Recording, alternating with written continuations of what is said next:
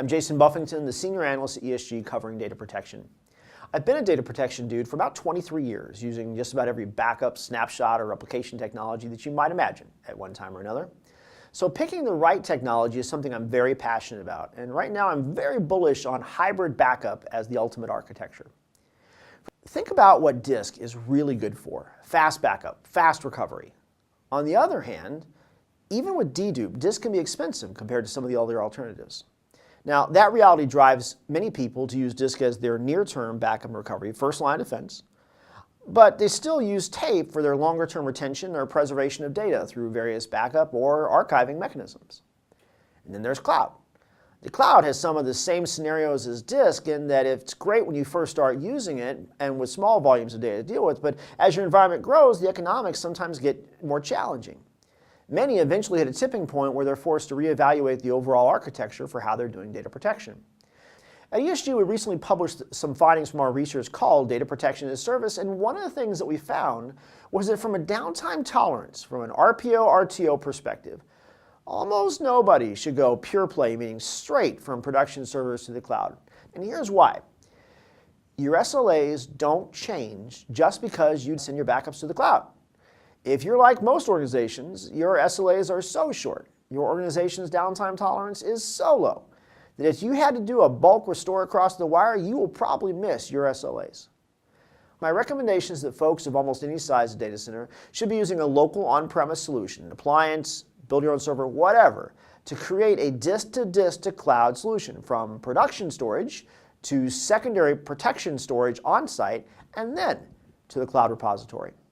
That on-site intermediary appliance acts as the buffer for the data as it heads out to the cloud so that your production server isn't taxed with waiting for transmissions based on wire speed. And of course, as your first line of defense or recovery, when you need to do that mass recovery of data back under a strict SLA, that's where that intermediary appliance really shines. Now that we can agree that cloud isn't necessarily the killer of all things on disk, is cloud a tape killer?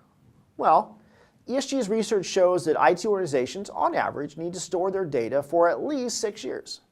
But the average backup service provider offers data retention typically for 1 year. So if backup service providers won't hold your data long enough for you to comply with your retention mandates, you're probably still going to have tape in your environment. Now, of course, if you do find a backup service provider that will store your data for 6, 7, 15 years or whatever that you require for your environment, what media are they going to use? Remember, cloud-based services is all about doing what you could do at scale, presumably cheaper. So how do they, or you, store data for really long periods of time economically? For most of us, tape.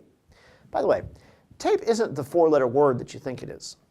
Why is it people seem to think that while everything else has radically evolved in IT over the last 20 years, tape is somehow exactly as bad as it was in 1993? Really? You still need long-term retention tier, which, as I said, for most of us is tape, and you're still going to need a recovery tier, which it's hard to imagine being anything other than disk, preferably highly deduplicated disk. So then where does cloud fit best?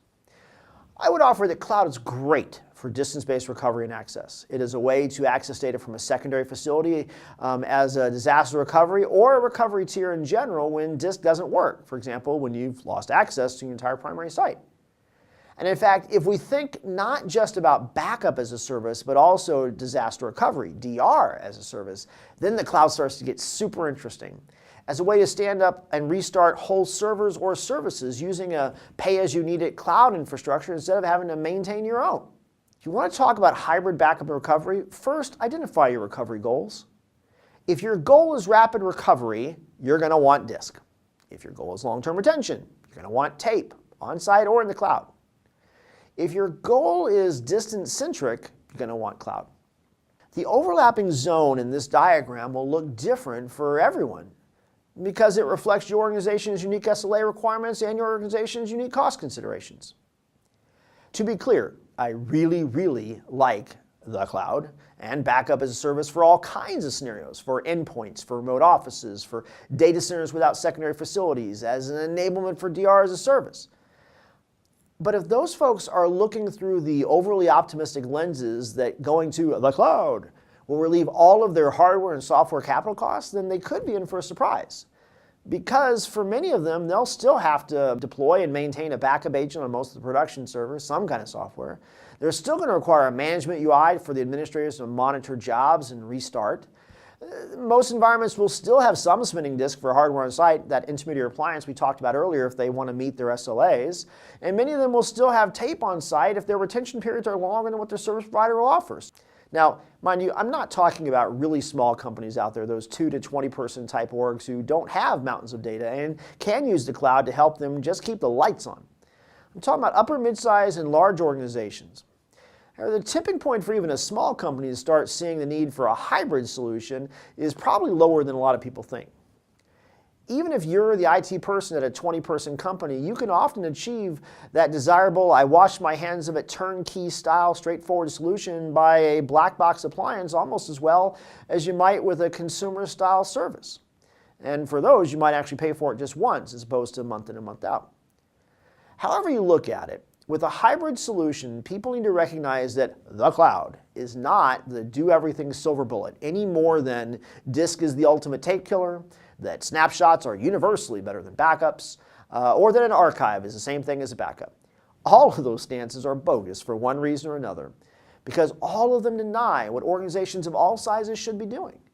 Thinking first about what your recovery goals are, and then choosing the solution or solutions, the media or the mechanisms for solving it. Use each for what they're good at, and for most of us, you'll probably be mixing and matching. And that means you too will have a hybrid approach for data protection. I'm Jason Buffington for ESG. Thanks for watching.